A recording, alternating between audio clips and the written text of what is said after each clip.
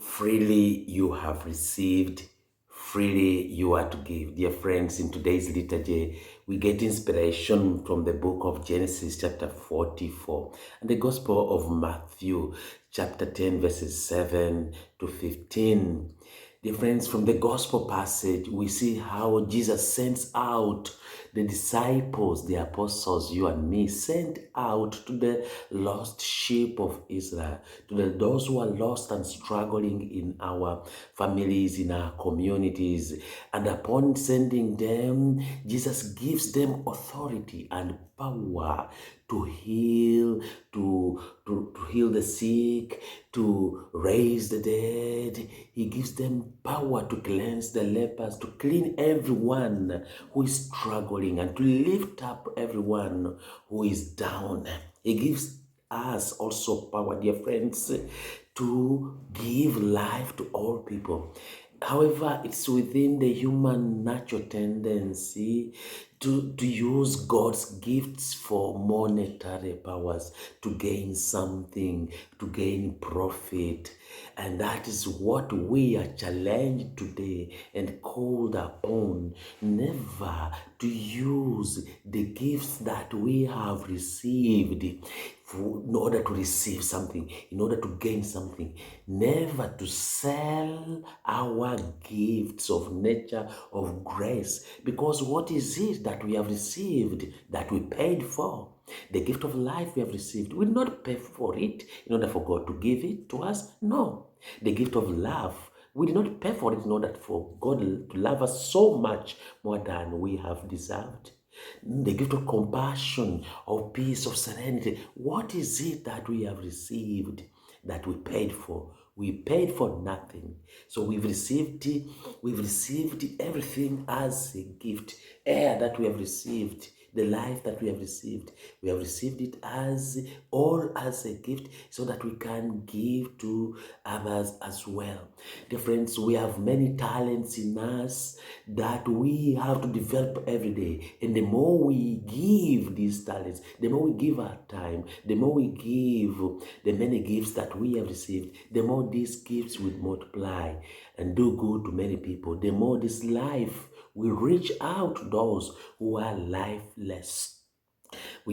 Let us use the gifts that we have received, like the mercy we have received, the forgiveness. Let's forgive without measure, without calculating. Let us love without calculating. Let us share the gifts of time, the gifts of life without calculating. Let us heal without calculating. Let us use the power that we have received. We have received a lot of power to heal, to forgive, to build. Let's use power in a positive way. Let's use all the gifts that we have received in a positive way. How many people are using their gifts in a negative way?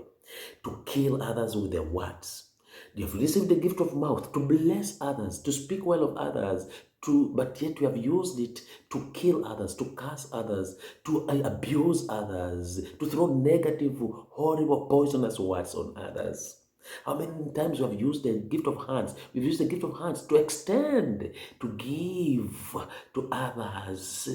And instead we have used the gift of hands to use it to kill others, to stone others, to use it in a negative way to destroy others.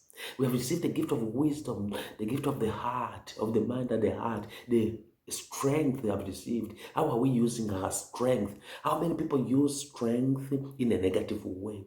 To keep jealousies with the strength, to keep anger in the strength, with the strength, to go out and kill others physically, even with the strength, to go and pull down others, to fight others with our strength, instead of using that same strength in a positive way to build others. How beautiful the world would be if we use our strength in our families to heal, to reconcile, to listen, to forgive constantly in our families, to forgive our children, to forgive the husbands and wives, to forgive every member of the family, but in the community, everywhere we are, at work, How often how would we do good to ourselves and to others if we forgive without counting the cost? If we are compassionate, if we feel with others, if we rejoice with others, and also mourn with those who are mourning and see what we can do to help them in their difficulty situations. And this is what we hear also in today's gospel, to freely give without counting the cost, because freely we have received and freely we have to give to others, so that that goodness and that love can multiply, that forgiveness can multiply, that healing can multiply. Who doesn't want to heal, to feel healed? Who doesn't want to feel loved? So if I want to feel loved and healed, why should I not share that love and healing to others? And this is what we hear from Joseph, the story of Joseph, which was painful, how his brothers sold him. And Joseph had every reason to justify himself, to in order not to forgive. He would have not forgiven the brothers who threw him in the pit, who sold him. He would have not forgiven them. He had all reasons not to forgive. He had reasons not to be merciful at all. Yet, because the brothers had refused to change, and he himself, Joseph, had suffered years of separation from the family, years of betrayal, of abandonment, and the brothers refused even to accept their fault. But somehow Joseph found a place in his heart to forgive those brothers who wished him badly and evil. He found that place in his heart to forgive. And how often, if we look at ourselves, how many people have hurt us with words, with actions, with attitudes that are bad? Do we keep the anger in us, the unforgiveness in us, until it hurts us and kills us? Joseph did not kill. He tried to find the reason behind every pain. He tried to say that yes, even in such a situation, there was a reason, there was a purpose in that wicked act. And he understands that his sufferings and his pains were for reasons, dear friends. So, have you been seriously hurt in the past? This is what we can ask ourselves. If we have been hurt in the past to the point that we are struggling to forgive others, that we find some people that we find like, no, this one I will never forgive. He has hurt. Have some situations hurt us deeply? Have some people hurt us deeply? Oh, look at the story of Joseph. He was hurt more than you can imagine. Yet he found a place in his heart to forgive, to let it go. And then we are invited, dear friend, to free our hearts and just move on. We are invited to reflect and know that yes, others also can make mistakes. And so they are also humans like us, like we can make mistakes. And that's the reason why we should move ahead.